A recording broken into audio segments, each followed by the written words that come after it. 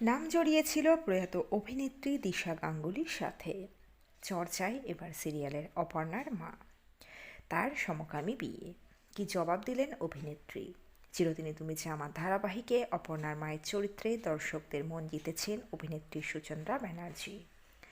আচমকাই আলোচনায় অভিনেত্রীর ব্যক্তিগত জীবন। সত্যিই কি সমপ্রেম বিয়ে করলেন তিনি? কি জানা যাচ্ছে বিস্তারিত থাকছে প্রতিবেদনে।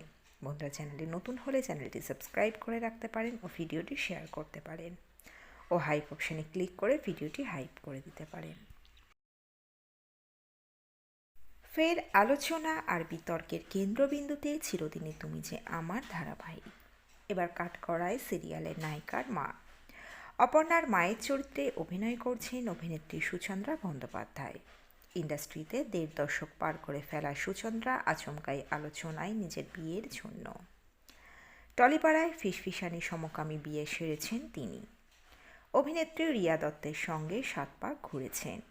সেই বিয়েতে হাজির ছিল টেলিপাড়ার ঘনিষ্ঠ বন্ধুরা। তবে বিয়ে নিয়ে এখনই কিছু প্রকাশ্যে আনতে চান না সুচন্দ্রা।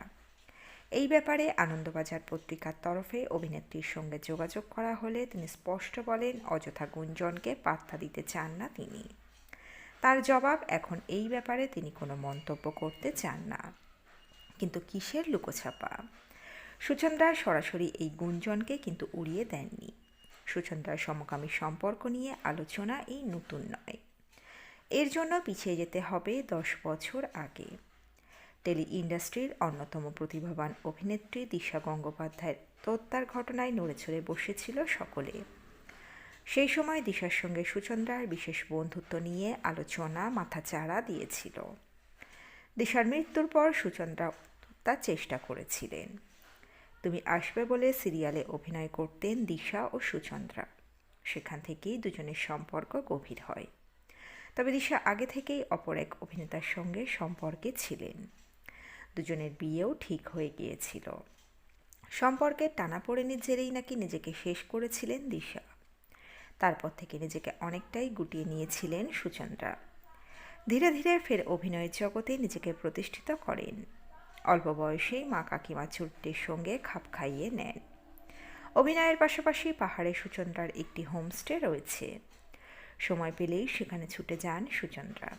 সোশ্যালে রিয়ার সঙ্গে সুচন্দ্রার কোনো ছবি নেই, তবে ইনস্টায় পরস্পরকে ফলো করেন তাঁরা। নিজের সম্পর্কে শুরু হওয়া রটনা নিয়ে এখনও মুখ খোলেননি রিয়া। তো বন্ধুরা, এই আপডেটে ছিল এতটুকুই। দ্রুত ফিরে আসছি এরকম নতুন কোনো আপডেট নিয়ে।